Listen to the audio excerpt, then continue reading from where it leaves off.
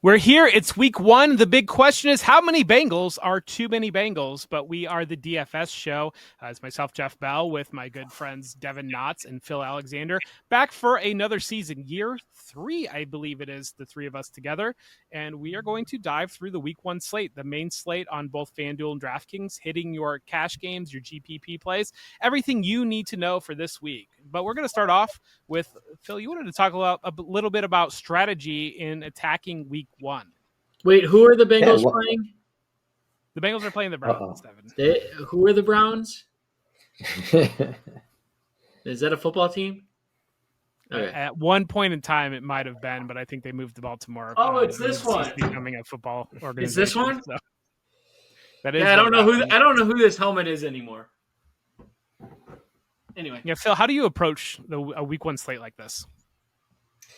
Yeah, so welcome to week one, where the only certainty is uncertainty, and that's the beautiful part about it for a tournament player like myself. I don't know. Do we want to take that over? Phil, how do you approach a week one slate like this? Yeah, welcome to week one, where the only certainty is uncertainty. And for a tournament player or a mostly tournament player like myself, that is the best type of week, Jeff, because uncertainty creates edges. Week one salaries and ownership projections are anchored to last year's roles and stats, not necessarily to what teams are going to do when we see them on the field. And while I would put our projections up against anybody's in the industry, they're going to be a lot closer to players with known roles versus players without known roles. And as we go through our picks tonight, I definitely plan on discussing how we could use that to create an edge. But just overall, week one, we have increased participation. There's never going to be more players entering contests on the site than there is in the first couple weeks of the season, especially week one. There's ownership overconfidence out there. Another thing that I'm going to talk about as we go through these picks is that what's shaping ownership this week are like flimsy narratives from the preseason that are kind of carrying over into what everybody's doing week one. And the ownership is really less about football and less about projections. So I think that's a leverage spot. And game theory is really just at its highest because of all this uncertainty. We could build more contrarian lineups with high ceilings, put ourselves in position to win, and win big because the prize pools are huge in week one. DraftKings has 2 contests with $1 million first place prizes this week. All of their smaller contests are more numerous and have more entrants. So this is the best week to play DFS, I think, tournaments anyway. And I think that our edge really only diminishes from here in tournaments. I think there's one certainty, and that's the Browns are terrible. The Saints might be joining them in that certainty with Spencer Rattler at quarterback. So we might have a couple terrible teams racing to the bottom this year. But as part of that, we're going to dive into games of the week. But Phil, I want to pick your brain a little bit on onslaught stacking, where you just kind of load up into one game or 2 games when it comes to you building a tournament lineup. Is that something that you like to do, that you're exploring more, or where's your mind around that? Yeah, actually, that's something that I was going to touch on later when we got to stacks of the week. But since the invasion of the Sims to DFS a couple of years ago, if you look at the way these simulators put together what they perceive as the winning lineups, you see a lot of these onslaught lineups where it could be a triple stack quarterback with 1 or even 2 run backs. And that's not usually something that I'm like naturally feeling great about doing if I'm hand building a lineup. But then you look at the results of some of these contests and you see it working. I like doing it better when we're not talking about a super large field like the Millie Maker, where every single spot in your lineup basically has to hit the nuts in order to win a first place. But, you know, if we don't have to be exactly right about everything, I think that's where the onslaughts get super powerful And just as a teaser to keep people listening, I do have one that I really, really like when we get to the end of the show to Stacks of the Week. All right, let's look at games of the week. Devin, do you want to lead us off with the games that you're looking at, or Phil, do you got some things lined up? No, I mean I can take it. I mentioned Cincinnati, and that's probably the obvious one that most people are looking at. Sneaky shootout potential. Indianapolis, Miami in the dome. I think it has an over/under of 47.5. Miami traded away Jalen Ramsey. How good is their secondary? So, I think there's some big questions down in Miami, and then Indianapolis. Like, who knows? I mean, we have this perception of a offense with Anthony Richardson. He's no longer the starter, so could they have something in Indy? We'll see, but I think that's a game that a lot of people don't like playing those two teams, but they have one of the highest over-unders on this slate. And then the other game that I'm looking at, I don't know, give me the double revenge game. Not going to be pretty, but Pittsburgh, New York is going to be fun. I think you might. We're going to talk quarterbacks, but you're going to see me liking some Justin Fields in a little bit. That So is what games certainly a game of the week. Yeah, that is a game that's happening this week. I mean, how often do we get a quarterback, essentially a quarterback trade that are facing each other week one? I love it. As a Jets fan, I'll definitely be tuned in. But those games with 38.5 point totals are usually not the ones that we're talking about at this stage of the game. What's the difference between 43.5 and 38.5? Like, it's one touch.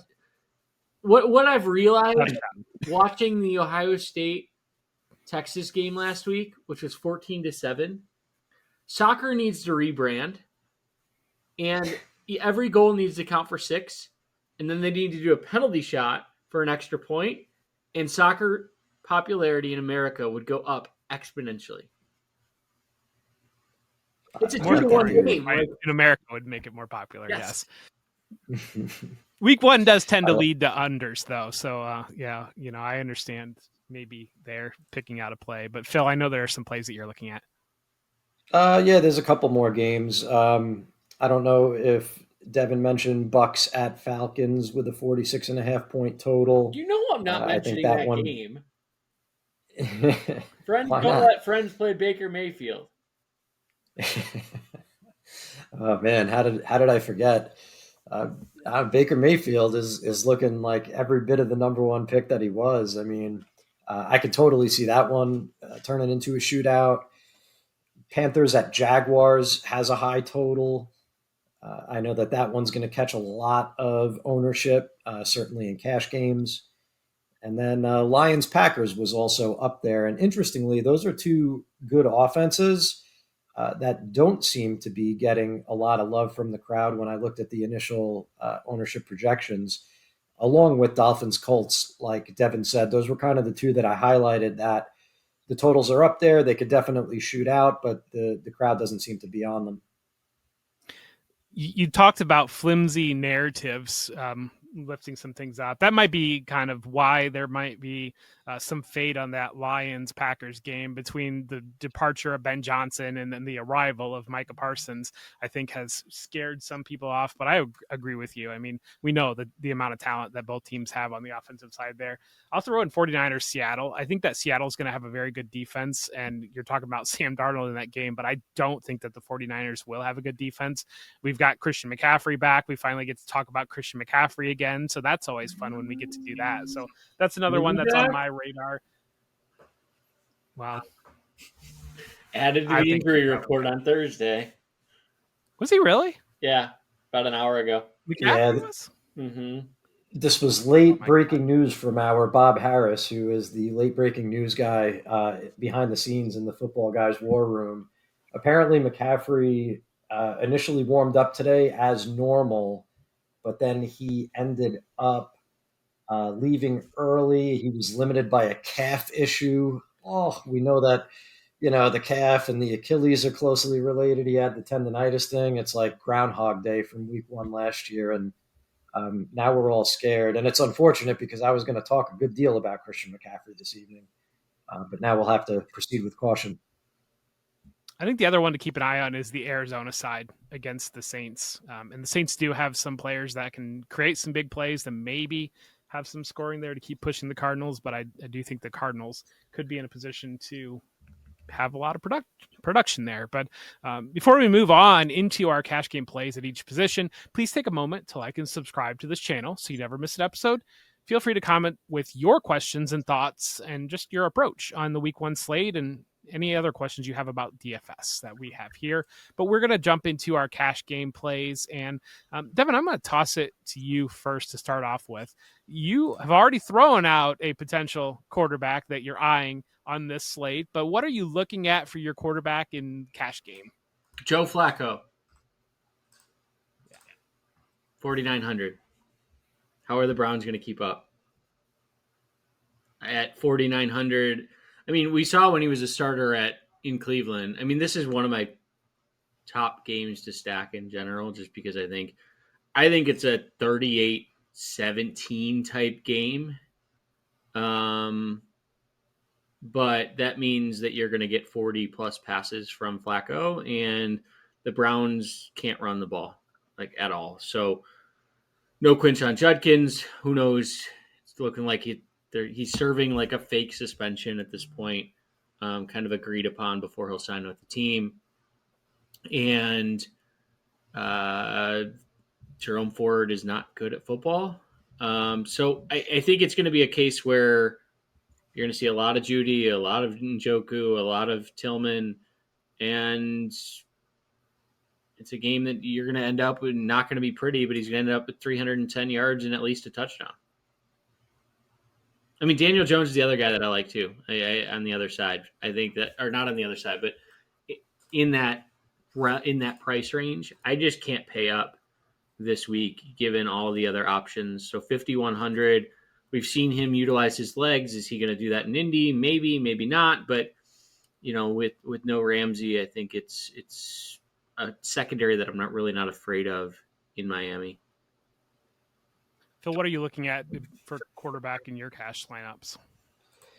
Yeah, I was trying to find a way to get up to a Jaden Daniels or a Joe Burrow. I wouldn't argue with anyone who wants to do that, but like Devin, I couldn't really make it work. I didn't love the way that my lineup came out by the time I was getting to like the flex. I had these weird 2 tight end lineups that I just don't want to do in week 1 or usually for that matter.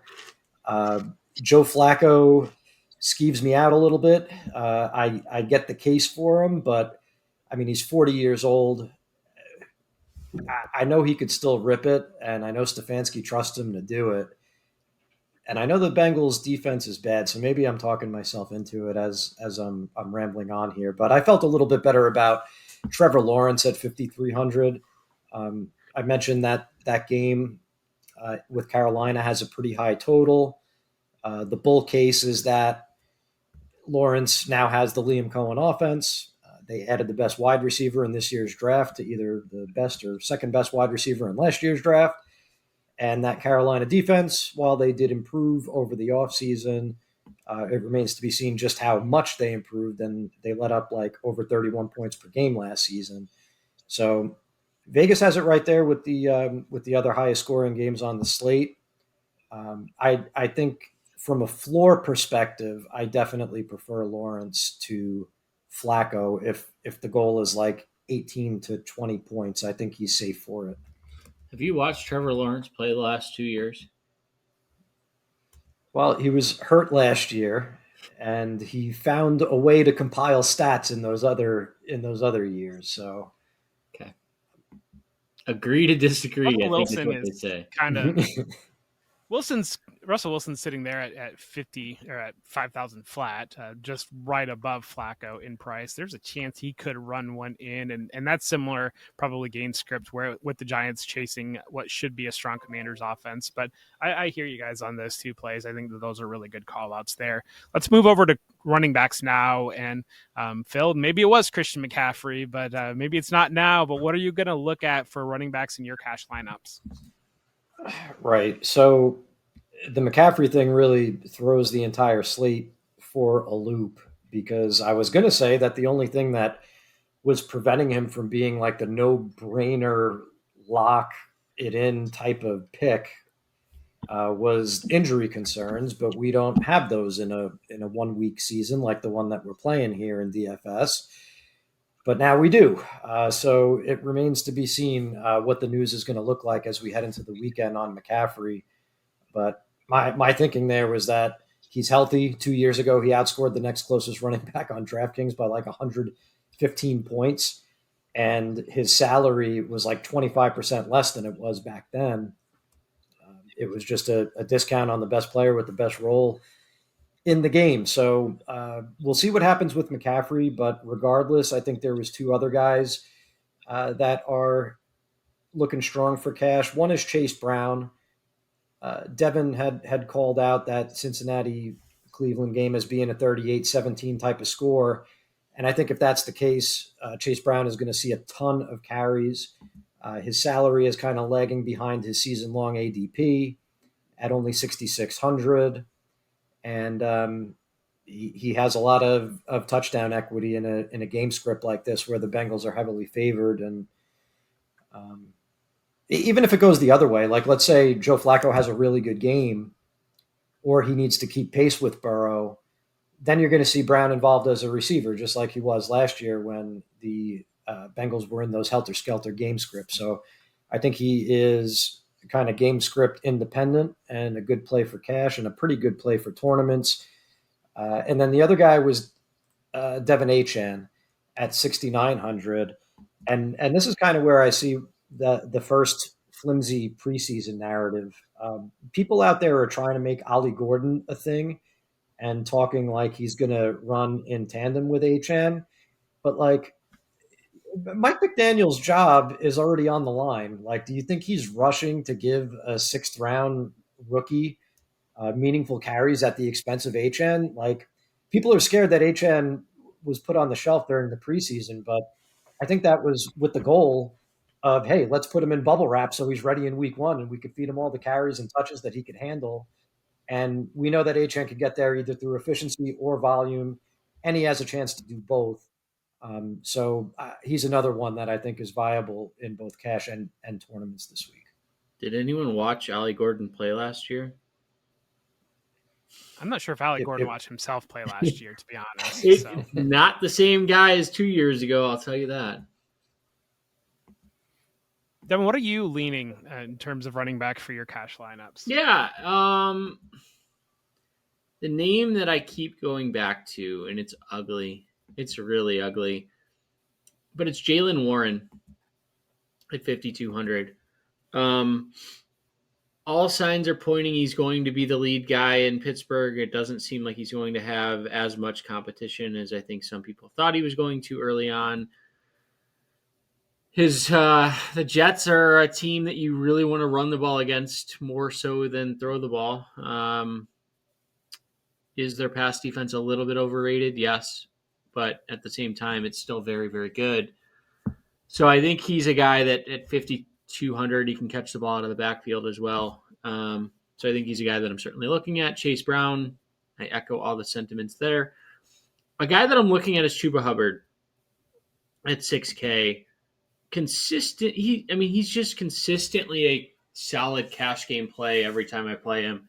And going up against Jacksonville, who had the second most fantasy points to opposing running backs last year, this is a team that's really designed to rush the passer with Josh Hines-Allen and Trayvon Walker.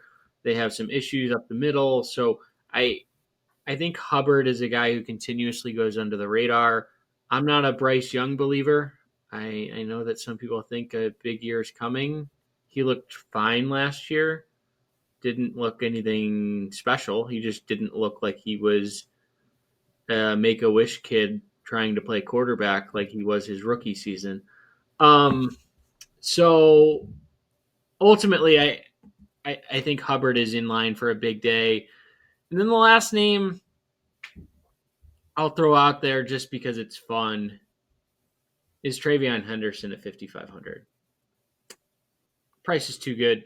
If we believe that there's upside for New England, they should win this game. Who knows what's going on with the Raiders at this point with Amari Cooper retiring. Jacoby Myers once out. So they really don't have much offensively. And Henderson is at least intriguing if you wanted to spend down and weren't comfortable with Jalen Warren. And Henderson, we mainly lean towards DraftKings, but at 4,700 on FanDuel, that's quite a tempting price there on FanDuel for Travion Henderson. I think that I'm curious to see how it plays out, but Tyrone Tracy with the Giants at 5,600 because the reports seem to be that he's going to be a feature back within that offense, and so whether or not that works out, and then David Montgomery right above that at 5,700. Usually David Montgomery, we've seen him be a top 12 caliber running back, even with the presence of Jahmyr Gibbs. There's a lot of uncertainty to lean into that for a cash game play because there are whispers and everything else that we're going to see some different usage out of that Lions backfield. But that's one I think kind of to be on the radar there. But let's look at wide receiver. Let's just tie the bow on McCaffrey. If he's playing, I'm playing him. Yeah, 73, like 7,300. He's a lock. I'm not worried about the injury. At 7,300, I'm playing him like good to go, even if he's questionable. Let's look at wide receivers here. And Phil, where are you leaning at wide receiver? Sure. So the way that I built my lineup and the way that I usually build my cash game lineups, I can't help but to give it a little extra juice with a stack. So if I'm playing Trevor Lawrence, and I'm not saying you have to stack in cash games, only that I do. And I would stack him with Brian Thomas. I think he's the obvious stacking partner. I thought you said there was an edge in week one. In tournaments. Yeah. I was talking about tournaments. As a matter of fact, I think what I've decided to do, and this will be a good advertisement for Devin's FanDuel cash game article. You're still doing that this year, right? I am. Yeah, I'm just going to tail that this year, and instead of worrying about cash games, I'm just going to use Devin's lineup, and that's going to be that. I recommend that you guys do the same. But I'm happy to give my analysis here on DraftKings. But the first one was Brian Thomas. Again, if you think Trevor Lawrence is worth playing, then Brian Thomas is worth playing at 6,800. The second one that I think really jumps off the page, really two of them, the rookie wide receivers were probably the most badly mispriced players on DraftKings this week. The first one, Teteroa McMillan. He would have been a good play at 5,200 before the Adam Thielen trade and before Jalen Coker went on injured reserve unexpectedly right before the season started.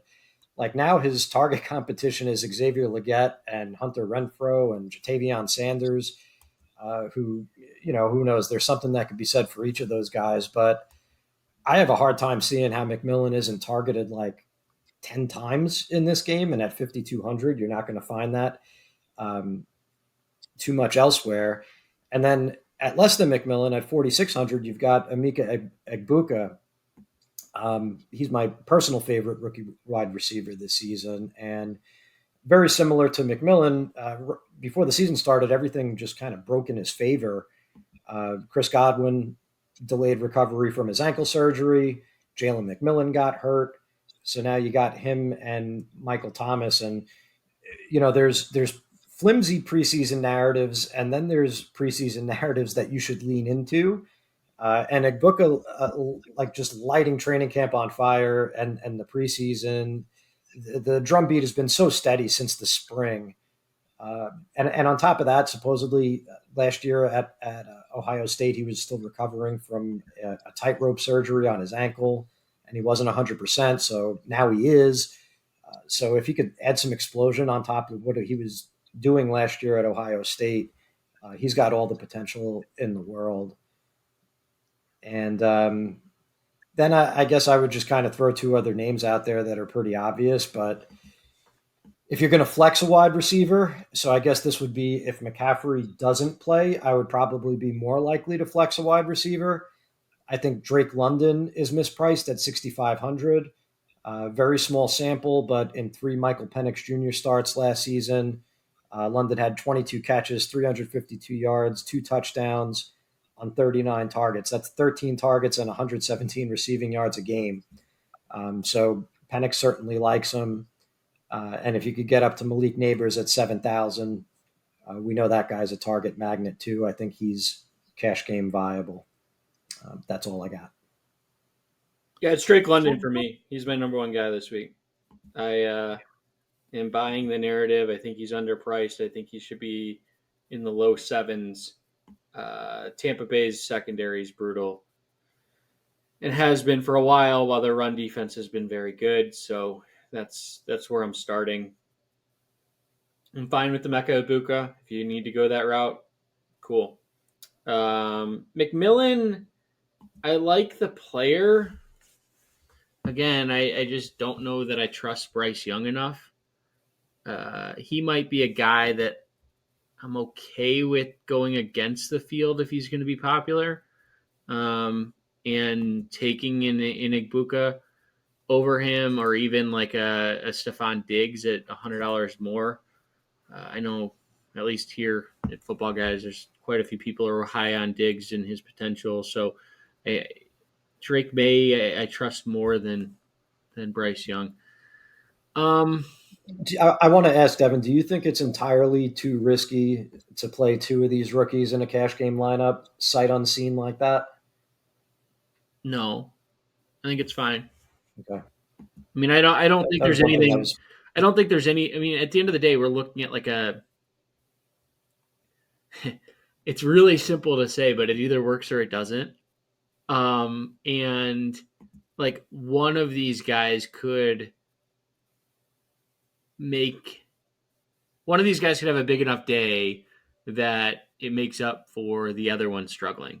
Neither one of them at 5,200 or 4,600 are going to kill you. What will kill you is if the guy that you take that salary and you take that savings and you spend up at 7K or 7,500 or wherever you spend up on, if that player doesn't have a big day and you don't capitalize on the discount that you're getting from Igbuka and McMillan, are they going to get 80 yards and a touchdown each? Probably not, but you don't need them to. You need like 5 for 55 and you're good. So it really is all just about on a points per dollar basis, taking risk especially at the wide receiver position. If you were going to say, hey, we're going to take 2 rookie running backs, maybe I have a little bit more hesitancy given some of the more consistent players that may be more established. But no, I don't think that I'm worried too much about that, especially given that their roles have expanded beyond their price. Last guy I'll mention, good stuff. We'll talk about him in GPPs, Marvin Harrison Jr., 5,500. I think I'm big on Arizona for some reason this year. I think Kyler Murray early on in the year is someone I'm always wanting to target. And whether it's Trey McBride or Marvin Harrison, I think that those two players are guys that just intrigue me. And the talent for Harrison has sort of just completely gone under the radar because he had a slow start to his NFL career, which we sort of mentioned last year when we said he's not an athletic freak. People are thinking he's 6'4" and runs a 4.38. He was never running a 4.38, ever. So there's a reason he didn't run at the combine. There's a reason he didn't run in high school. He's not a burning speed guy. What he is a technician, and it's going to take him time to become a true NFL number 1 receiver, but I'm not giving up on him yet. McMillan concerns me in the first game, to be honest. I don't know that I really believe in Bryce Young's progression. I think that, Devin, you made a really good point on the expectation was Bryce Young basically walking out and throwing up on himself, and he didn't do that, and it made him like the belief that he's now a franchise quarterback. I don't know that I'm there. At a similar level, You can go Jerry Jeudy at 5,400. And talking about that Bengals Browns game, I really like that play, especially we've seen Joe Flacco a couple years ago, the way he locked on to David Njoku and Amari Cooper. I think that Jeudy could be a lock on target there. And just slightly above that, Jameson Williams at 5,500. We could play a quick game of name a Packers cornerback that is not Bo Melton, but that's kind of, I think that's what we might be looking at with this Packers defense right now. And Jameson Williams has had a great offseason, a lot of buzz around him. And then at 4,500, Ricky Pearsall from the 49ers. And maybe we want to see that Ricky Pearsall first, but I think that's a really interesting price there, given another guy that I think could draw a lot of volume, especially if Christian McCaffrey were to be out of the lineup. Let's hit some tight ends. Devin, what are you looking at for tight ends here? I mean, if we're going cheap at quarterback, we're going cheap at wide receiver, we theoretically should have some money to spend. And then the question becomes, where do you want to spend it? I'm playing, if I can fit him in, I'm going to try to play Brock Bowers. I think he's the only one in the Las Vegas receiving room that cares. I mean, Deontay, what is it? The rookie out of Tennessee, Thornton, probably cares, but he's a rookie. But would it surprise it? Like the upgrade that Bowers has had from, who is it, Aiden O'Connell and Gardner Minshew and whoever their quarterbacks were last year to Geno Smith is as big of an upgrade as we've seen in a long time. And that should help this offense. So give me Bowers. I'll go down at 6,500. I mean, he very easily could be in the sevens for most of the season, and it wouldn't surprise me. Phil, I like your flimsy narrative call out again here with Brock Bowers, because there's been a lot of hand wringing about the preseason usage between Michael Mayer and Brock Bowers. And I'm of the belief that all those snaps that Brock Bowers wasn't lined up at the tight end that Michael Mayer was, Brock Bowers is going to be lined up in the backfield or in the slot or out wide, or finding out different ways to get the ball to Brock Bowers' hands. Or it's preseason. Let's go. He had his investment banking job with his receding hairline. Like, Brock Bowers is a busy guy. But I do think high-end tight ends are attractive here. Yes, but that might have been the worst preseason narrative of them all, like using Michael Mayer and preseason formations to fade Brock Bowers. Like, good luck with that. Like, the guy just had the best rookie tight end season ever. At any rate, so I spent a little bit more at running back than Devin did because he used Jaylen Warren. So I don't have quite as much to get up to that McBride, Bowers, Kittle tier where I would like to be. But you mentioned David Njoku earlier, Jeff. And speaking of small sample extrapolation, like I did with Drake London a few minutes ago, I know this can be dangerous, but when we last saw Njoku play with Flacco, that was weeks 13 through 17 of 2023. And in those 5 games, he averaged 6 catches and 78 yards, scored 4 touchdowns in those 5 games. The Bengals might have the worst defense in the NFL. And if Flacco has anything left, you've got to love it for Njoku. And again, if McCaffrey is playing, I'm going to need that extra money. And I think for this week anyway, Njoku could get close enough to that top tier. I like that call out as well. Let's dive in. Let's open the board. Let's get into our GPP plays and let's go. This is where Devin will get to talk about Justin Fields in the game that will not score 20 points between the two teams. But Devin, what are your quarterback GPP plays here? Yeah. I mean, Justin Fields, for me, it would not surprise me if he ran for 2 touchdowns. I just think he's the type of guy when he's in these motivation games, he plays different. And when a team that has a heavy pass rush, it could go very badly. Like, don't get me wrong. But what happens is if they're going to be a heavy pass rush, it creates running lanes. So if he just decides, you know what, I'm just taking off and I'm going to run 12 times and be vintage Justin Fields from 2 or 3 years ago, we've seen massive upside performances from him. The Steelers no longer have Minkah Fitzpatrick, so that's a advantage for the Jets, especially against the run. And if I just look at upside, he's a guy that the team doesn't need to score 30. He could do it. He could have 100 yards rushing, and it'd be like, oh yeah, Justin Fields is back. Like, cool. Will he do it? Maybe. But in terms of just like rushing upside outside of Jaden Daniels, he has as much upside as anybody on the ground. Now, as a thrower, he's limited and all of that, but it's not a great quarterback slate.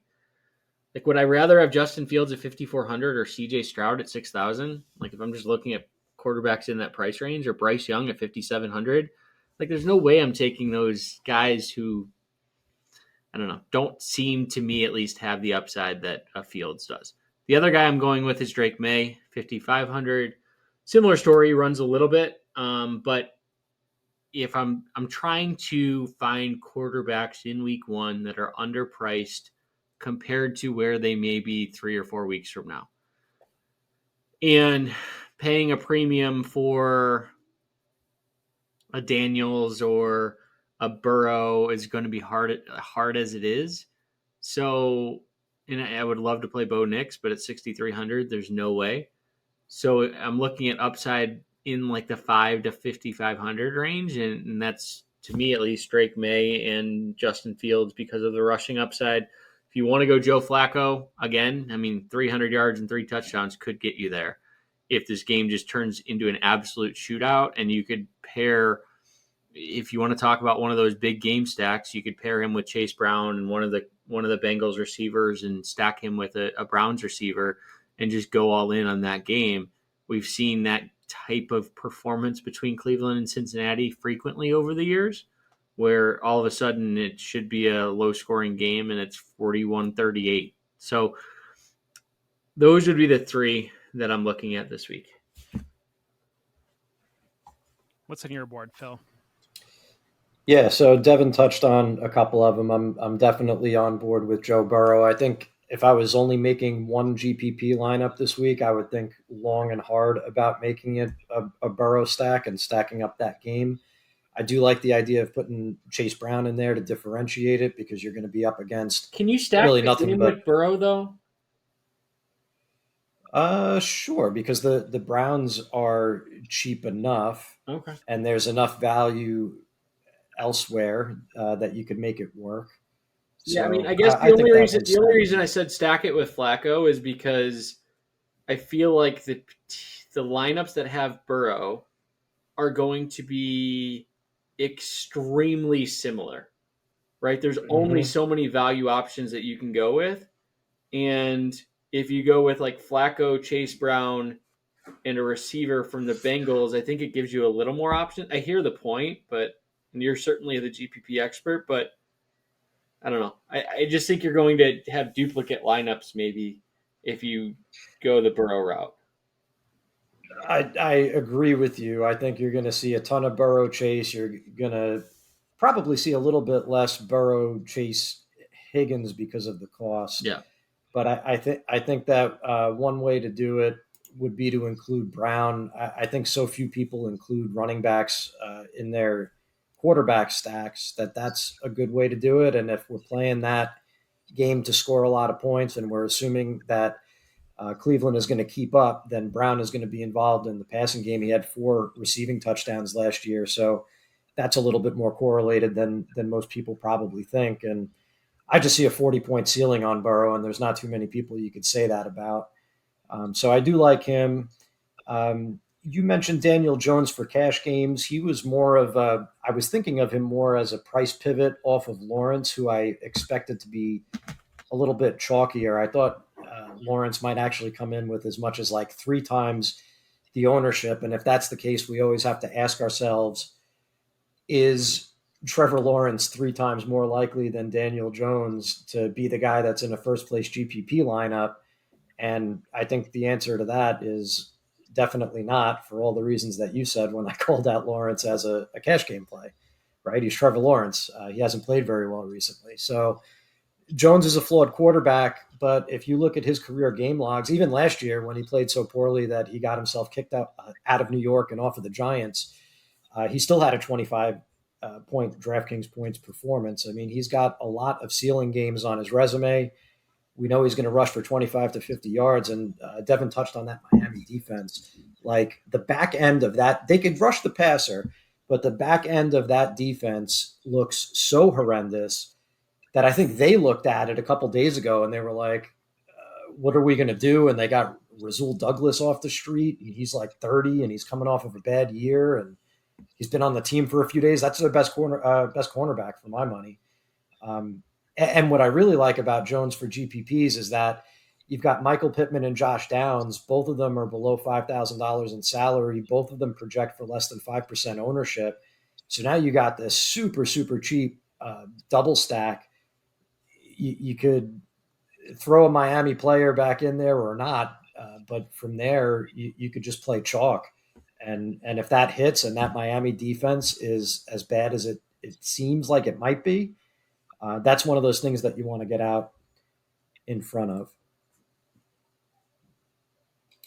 I do like Drake May, by the way. I think that was a good call out too, for really all the same reasons as Daniel Jones. Right? There's a lot of parallels there. They're both cheap. They're both surrounded by the best pass catchers that they've ever had in their career. They could both rush for some yards to pad their stats, and that Raiders defense is kind of similar to Miami in that they could rush the passer and not do a whole lot else. And again, the pass catchers on the Patriots, nobody's going to be playing them. So I see a lot of similarities between those two guys. I think a lot of eyes are naturally, and there's a reason why we are too, going to look at that Bengals-Browns game. I can't help but wonder about the Falcons Tampa game, maybe as a game that goes slightly under the radar, where you can get a pretty cheap Michael Penix and a very cheap Drake London, and then you could even maybe throw a Bijan Robinson in there, and then have the Emeka Ibuka, and if you wanted to, Bucky Irving coming back the other direction. I think that there's some options there that might be a little bit more under the radar, but I really do like that Bengals-Browns building into that game. I think that that's naturally the game that most all eyes go to. Let's look at running backs here and who's on the board for GPPs that we have not mentioned for cash yet or plays from cash. I think that, I know for me starting out, Jonathan Taylor, you talk about that Colts Dolphins game. Jonathan Taylor at 6,800, I think, is a natural one for me. That is, that we know what a guy capable of rushing for 250 yards and 3 touchdowns is Jonathan Taylor is that. So that's one for me, but Phil, kind of what are you looking for in these GPP plays at running back? Yeah, that's one that I've been struggling with because I like the Colts passing game so much because of that Miami secondary. But if anything is going to ruin that, it's going to be Jonathan Taylor putting up another one of those games like he did at the end of last season where it's just 30 points, 30 points, 30 points every week. Could definitely happen. He'll definitely be in the player pool. I think Alvin Kamara at 6,300 is the best GPP play on the entire slate.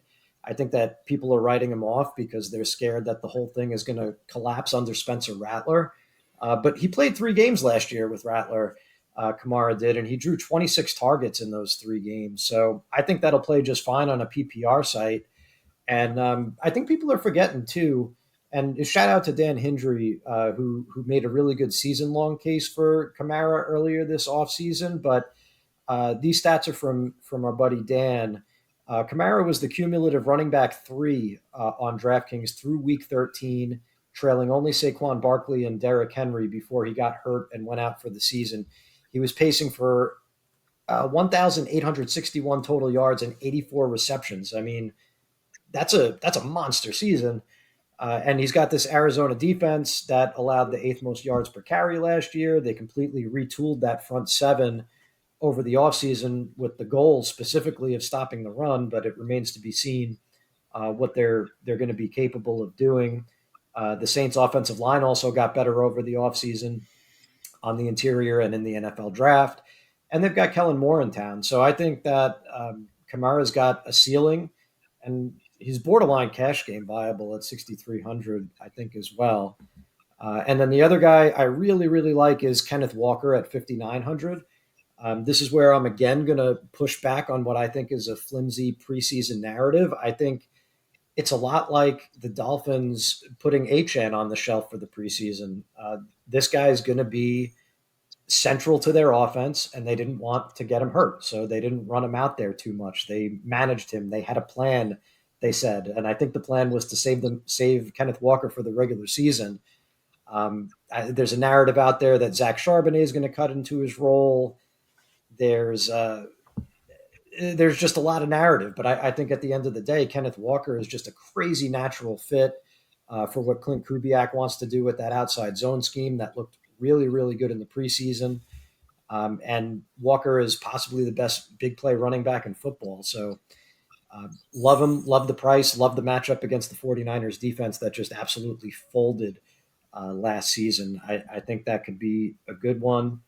And then Jalen Warren, Devin's guy for cash games, was on my GPP list. I just want to throw that out there because I don't think that he's going to draw a lot of ownership just because everybody's hands off that game because of the low total.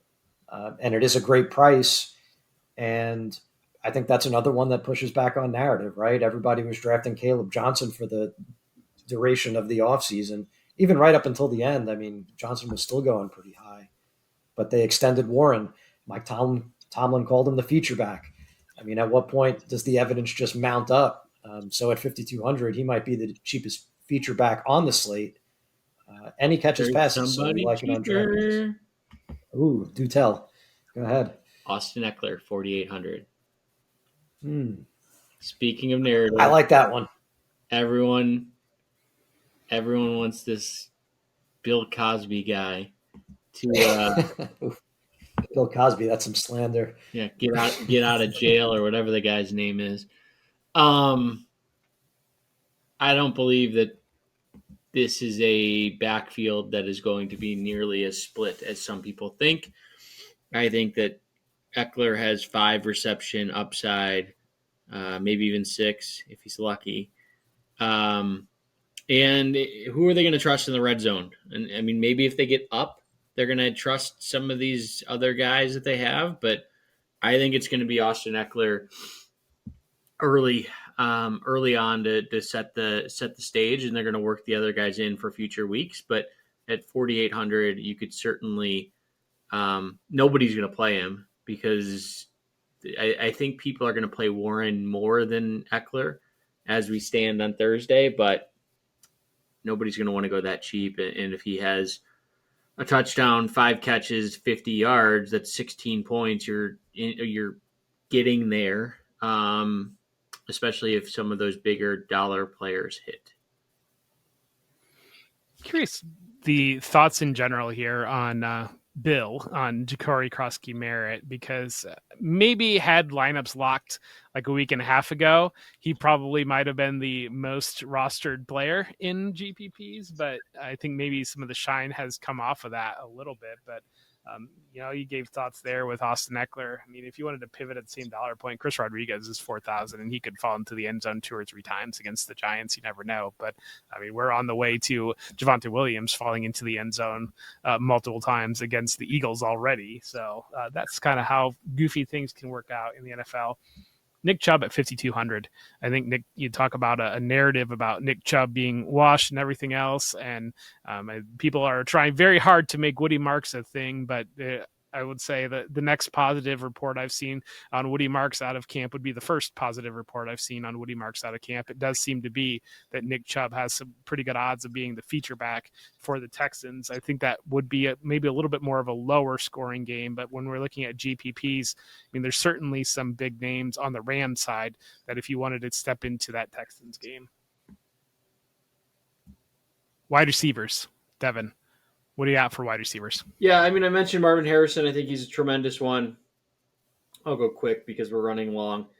I think that outside of some of the other guys that we mentioned, Igbuka, Tet McMillan, I would probably fade those guys. I think that you can find ways to spend up a little bit up. Like a Jackson Smith and Jigba is $600 more than Tet McMillan. Do I feel better about Smith and Jigba than I do of McMillan? Yeah, I think you're always going to have those people that want to play the hot shiny toy. Jerry Jeudy at 5,400, I think, is a better play. I would look at like some of the veterans who are looking for bounce back type performances rather than chasing the rookies here. I think it's fine in cash because they're going to be so highly rostered, but I don't know that I would go and start chasing rookies given the roster percentages that they're likely going to end up at. For Indianapolis, I think that there's certainly an opportunity for one of these guys to step up. They're all cheap, but Michael Pittman Jr. at 4,900 is certainly intriguing. And then Drake London is my favorite play everywhere. I hear you. He's my wide receiver 3 on season long ranks. So I'm definitely in the Drake London business. Oh, T. Higgins. T. Higgins. The Browns have no second outside corner. Martin Emerson was lost for the year, and they're moving Greg Newsome from the slot to the outside. And when he was on the outside, really over the last 4 years, he's historically been the worst outside corner in football. And so one of these Bengals receivers is going to have a big day.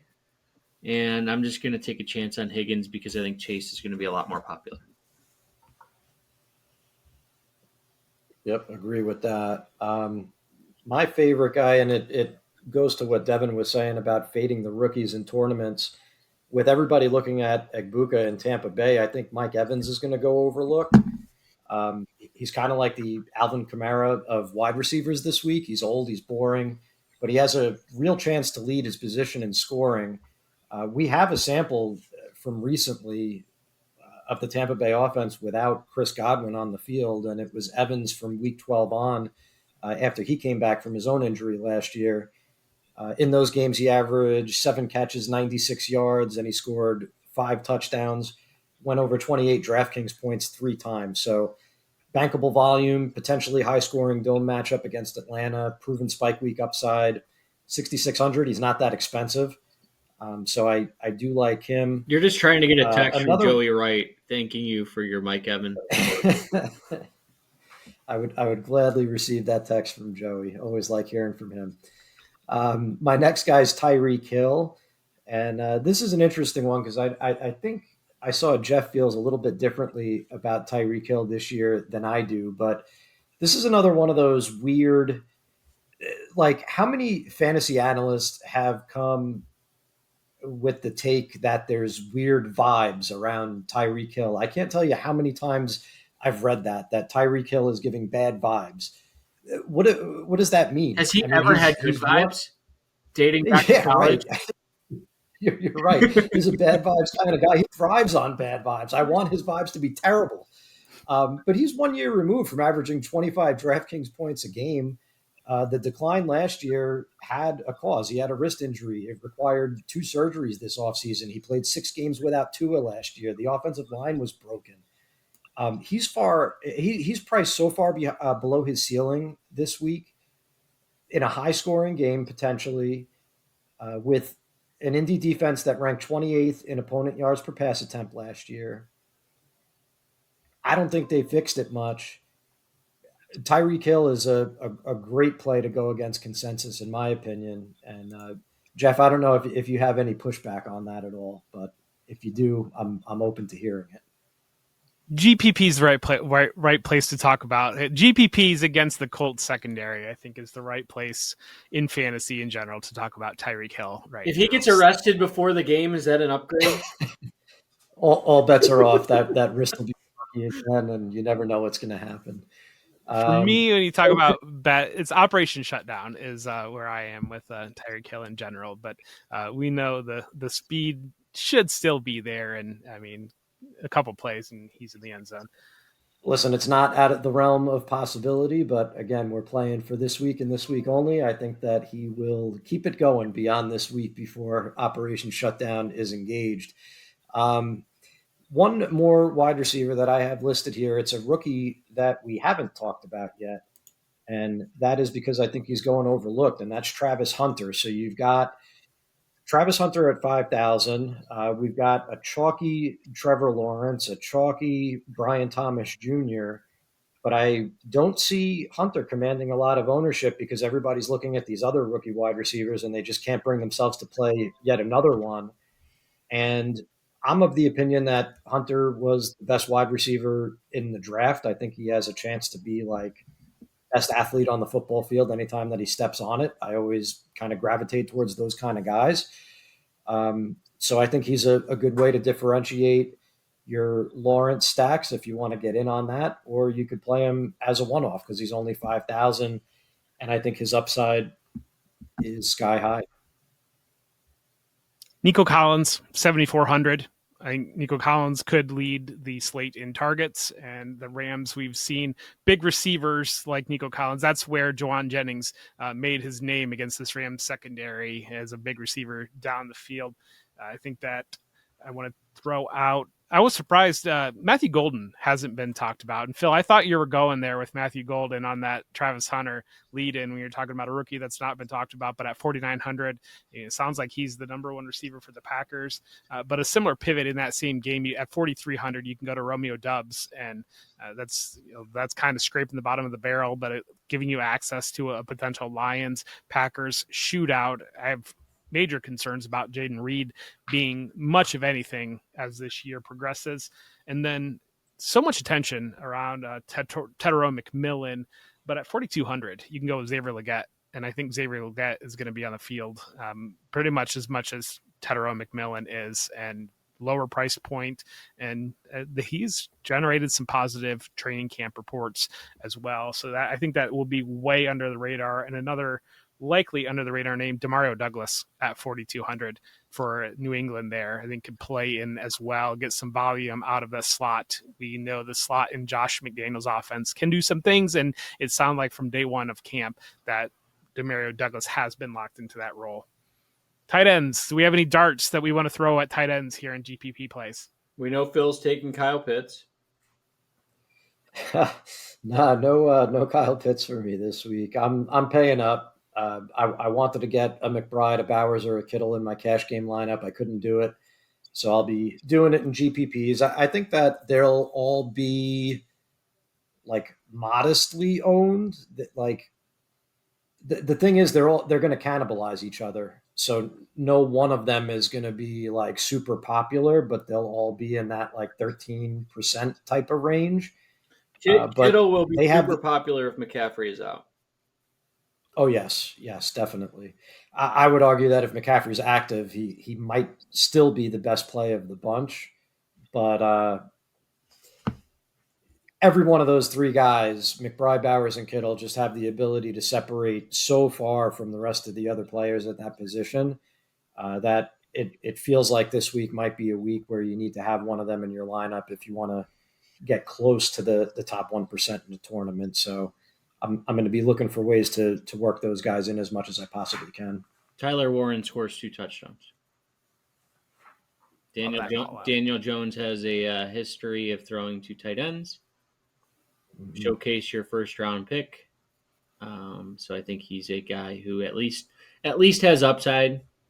Will it happen? Maybe, but it would be nice if it did.